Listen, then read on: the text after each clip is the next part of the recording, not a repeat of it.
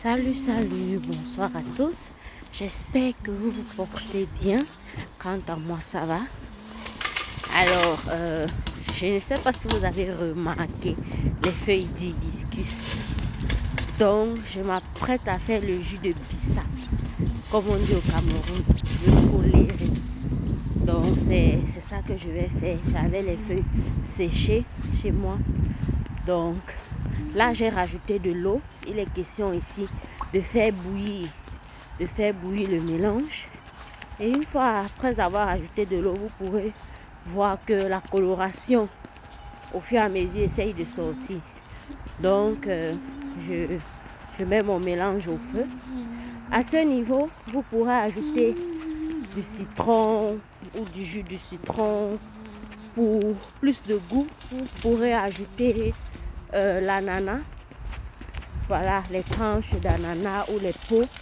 Question juste qu'il y ait un peu de goût, quoi. Donc, moi, j'avais juste du citron et j'ai rajouté mon citron, sachant que plus tard, j'avais mon arôme ananas. Donc là, mon mélange est en train de bouillir. J'ai laissé bouillir pendant une trentaine de minutes pour vraiment extraire toute cette couleur-là de l'herbe d'hibiscus, quoi, des feuilles d'hibiscus. Donc, mon mélange est en train de bouillir. Et voilà. Après ça, j'enlève du feu. Je laisse reposer quelques minutes. Pas juste quelques minutes, pendant une trentaine de minutes. Disons, parce qu'il est aussi question que le mélange se tiédisse avant qu'on continue tout. Donc là, le mélange, une fois tiède, ce n'est plus brûlant, donc c'est moins dangereux. Je passe à l'étape de filtration. Donc là, je vais séparer le jus des feuilles. Voilà. Parce que ce ne serait pas agréable que tu boives le jus, après tu retrouves les feuilles à l'intérieur. Donc ici, je ne verse pas jusqu'au fond de la marmite parce qu'il faut noter qu'il y a toujours les grains de sable. Donc ces petits débris au fin fond là, qui ne seront pas agréables si on en a dans la bouche, quoi. Donc je ne verse pas tout jusqu'au fond. Je verse vraiment, donc je ne racle pas.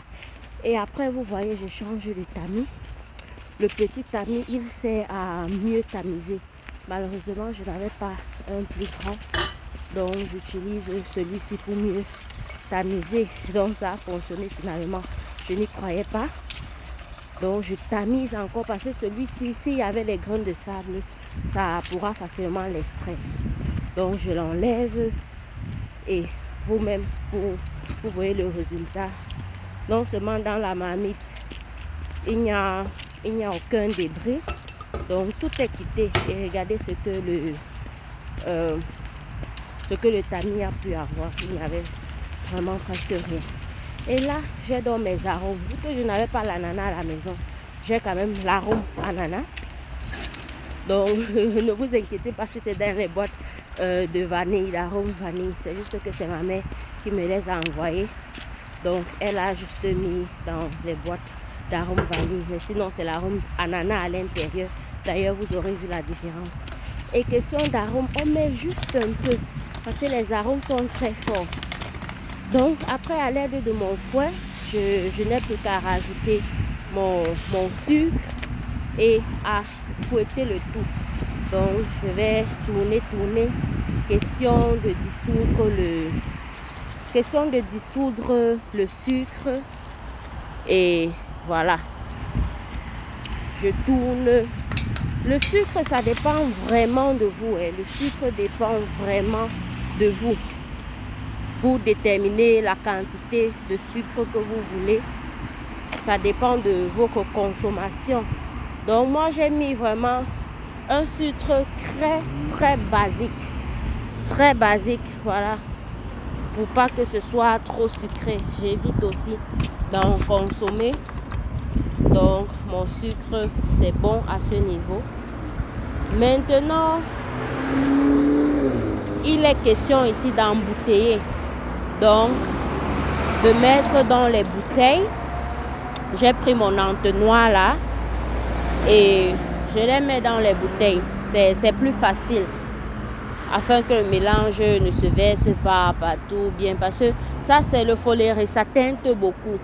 Donc même si vous faites ça sous un plan de travail blanc, tout ça, utilisant des tissus de cuisine, il faut vraiment éviter que ça ne se verse quoi, parce que ça teinte facilement. Même les habits, vérifiez les habits avec lesquels vous faites cette préparation.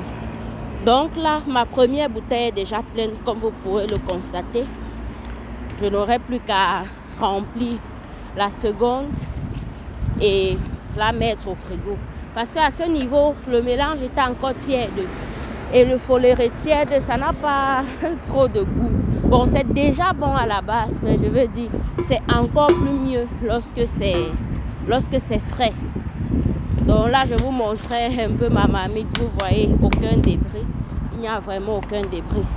Donc, je mets les deux au frigo.